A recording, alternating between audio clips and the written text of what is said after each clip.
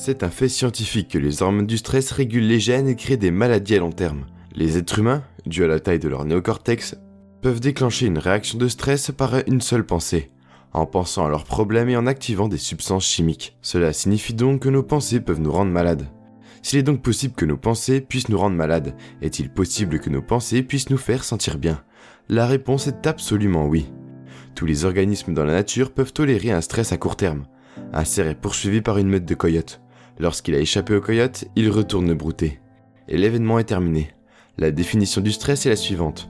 Le cerveau et le corps sont déséquilibrés, hors de l'homéostasie. La réponse au stress est ce que le corps fait de manière innée pour se remettre en ordre. Donc vous conduisez sur la route. Quelqu'un vous coupe la route. Vous freinez à fond, vous lui faites peut-être un doigt d'honneur. Puis vous vous calmez et l'événement est terminé. Et boum, maintenant tout est revenu à la normale. Mais qu'en serait-il si c'était votre collègue de travail assis juste à côté de vous ? Et toute la journée, vous activez ces produits chimiques parce qu'il appuie sur tous vos boutons émotionnels. Lorsque vous activez une réponse au stress et que vous ne pouvez pas la désactiver, vous vous dirigez vers une maladie. Parce qu'aucun organisme dans la nature ne peut vivre en mode d'urgence pendant une période aussi longue. À 35 ans, 95% de ce que nous sommes est un ensemble de comportements mémorisés, des réactions émotionnelles, des habitudes inconscientes, des attitudes, des croyances et des perceptions câblées qui fonctionnent comme un programme informatique. La personne peut ainsi dire avec les 5% de son esprit conscient « Je veux être en bonne santé, je veux être heureux, je veux être libre ». Mais le corps suit un tout autre programme. L'habitude est une redondance de pensée, de comportements et d'émotions automatiques inconscients qui sont acquis par la répétition. Ainsi, lorsque vous y pensez, les gens se réveillent le matin. Ils commencent à penser à leurs problèmes. Ces problèmes sont des circuits de souvenirs dans le cerveau. Chacun de ces souvenirs est lié à des personnes et à des choses, à certains moments et à certains endroits. Et si le cerveau est un enregistrement du passé, au moment où ils commencent leur journée, ils pensent déjà au passé. Chacun de ces souvenirs a une émotion. Les émotions sont le produit final des expériences passées. Donc, au moment où ils se rappellent de ces souvenirs et de leurs problèmes, ils se sentent soudainement malheureux. Ils se sentent tristes, ils ressentent de la douleur. Or, la façon dont vous pensez et dont vous vous sentez crée votre état d'être. Donc, tout l'état d'être de la personne quand elle commence sa journée est dans le passé. Qu'est-ce que cela signifie alors ? Le passé familier sera tôt ou tard un futur prévisible.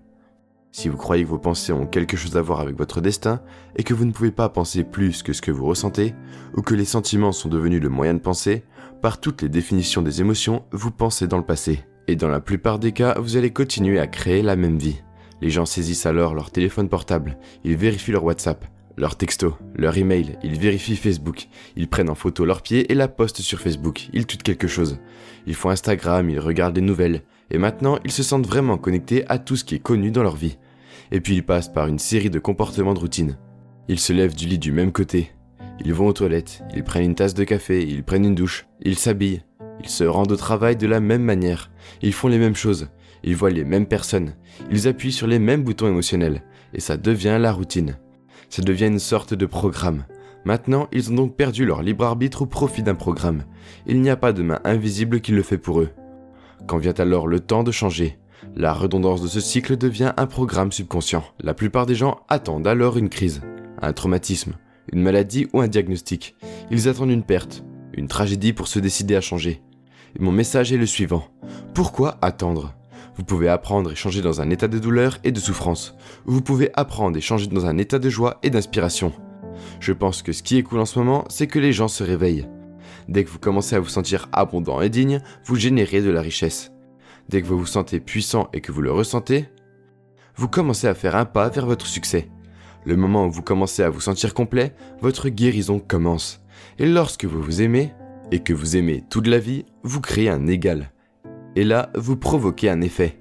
Et je pense que c'est la différence entre vivre comme une victime dans votre monde en disant « Je suis comme ça à cause de cette personne, de cette chose ou de cette expérience. Ils m'ont fait penser et sentir de cette façon. » Quand vous inversez cela, vous devenez un créateur de votre monde. Et vous commencez à dire « Mes pensées et mes sentiments changent le résultat dans ma vie. Et maintenant, c'est un jeu complètement différent. » Et on commence à croire davantage qu'on est les créateurs de la réalité. Si vous n'êtes pas défini par une vision du futur, alors vous restez avec les vieux souvenirs du passé. Et vous serez prévisible dans votre vie. Si vous pouvez vous asseoir et dire à votre corps de rester comme un animal, reste ici, je vais te nourrir. Quand tu auras fini, tu pourras te lever et vérifier tes mails. Tu peux faire tous tes textos, mais là, tu vas t'asseoir et m'obéir. Quand vous faites ça correctement, et que vous ne mangez rien, que vous ne sentez rien, que vous ne goûtez rien, que vous n'êtes pas en train de vivre ou de ressentir quoi que ce soit, vous devez être d'accord avec moi pour dire que vous êtes défini par une pensée, n'est-ce pas? Ainsi, lorsque le corps veut retourner à son passé émotionnel et vous prenez conscience que votre attention est sur cette émotion, là où vous placez votre attention, c'est là où vous placez votre énergie, vous siphonnez votre énergie du moment présent vers le passé et vous en êtes conscient. Vous ramenez votre corps au moment présent parce qu'il vous dit bien, il est 8 heures et normalement vous vous énervez à cette heure-ci parce que vous êtes dans les embouteillages. Et vous voilà assis, et nous sommes habitués à ressentir de la colère, et vous êtes hors programme. Oh, il est 11 heures, et vous avez l'habitude de vérifier vos emails et de juger tout le monde.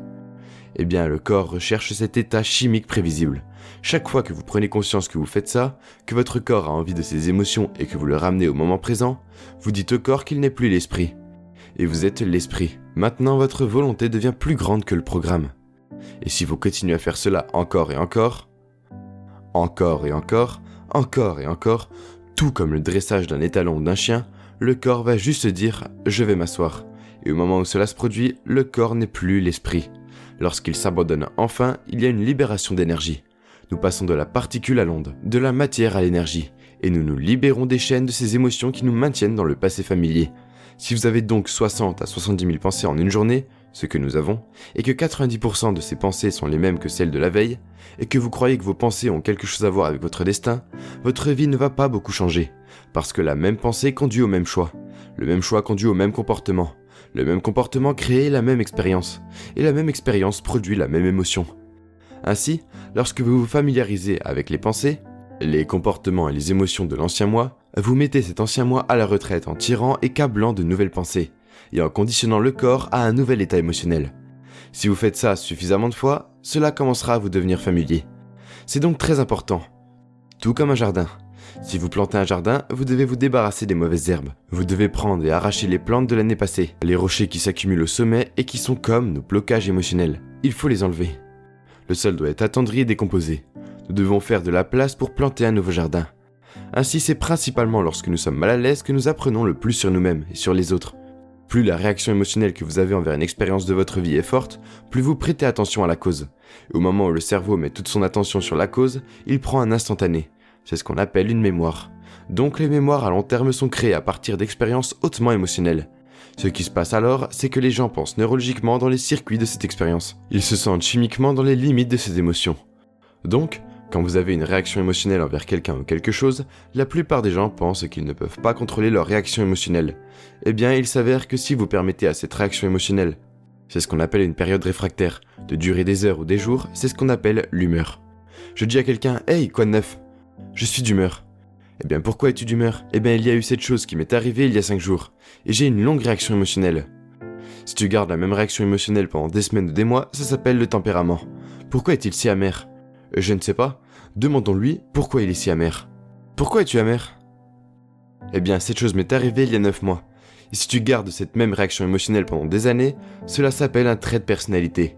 Et donc apprendre comment raccourcir votre période réfractaire de réaction émotionnelle est vraiment là où le travail commence. Quand les gens vivent donc un événement, ce qu'ils font c'est de continuer à se souvenir de cet événement parce que les émotions des hormones de stress ou les émotions de survie disent « Attention à ce qui s'est passé parce que vous voulez être prêt si cela se reproduit ». Il s'avère que la majorité des gens passent 70% de leur vie à vivre dans la survie et le stress. Ils sont donc toujours en train d'anticiper le pire scénario basé sur une expérience passée. Et ils sont littéralement parmi les potentiels infinis du champ quantique. Ils choisissent le pire résultat possible, et ils commencent à l'embrasser émotionnellement avec la peur. Et ils conditionnent leur corps dans un état de peur. Faites ça suffisamment de fois et le corps aura une crise de panique sans vous. Vous ne pouvez même pas le prévoir car il est programmé de manière subconsciente. La partie la plus difficile du changement est de ne pas faire le même choix que celui de la période de la veille. Et au moment où vous décidez de faire un choix différent, préparez-vous, car vous allez vous sentir mal à l'aise. Je pense que la chose la plus importante est que nous continuons à allumer et à câbler ces circuits. Ils s'endurcissent.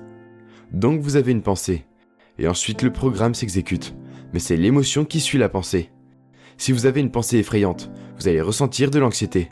Au moment où vous ressentez de l'anxiété, votre cerveau le vérifie avec votre corps et dit « Oui, vous êtes assez anxieux ».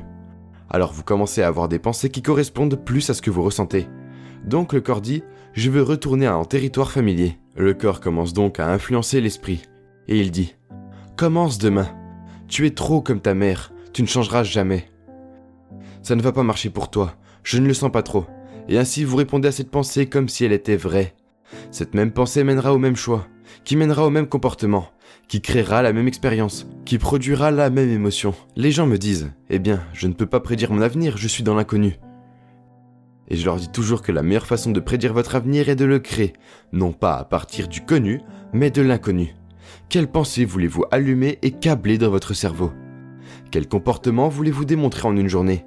Le fait de les répéter, de fermer mentalement les yeux et de répéter l'action en fermant les yeux, et en répétant mentalement une action, vous êtes vraiment présent. Le cerveau ne fait pas la différence entre ce que vous imaginez et ce que vous vivez dans le monde en 3D.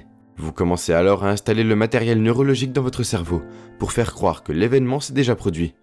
Maintenant, votre cerveau n'est plus un enregistrement du passé. C'est actuellement une carte vers le futur. Et si vous continuez à le faire, à l'amorcer de cette façon, le matériel devient un logiciel. Et qui sait, vous pouvez commencer à agir comme une personne heureuse. Et puis je pense que le plus dur est d'apprendre à notre corps, émotionnellement, ce que sera le futur avant l'expérience réelle.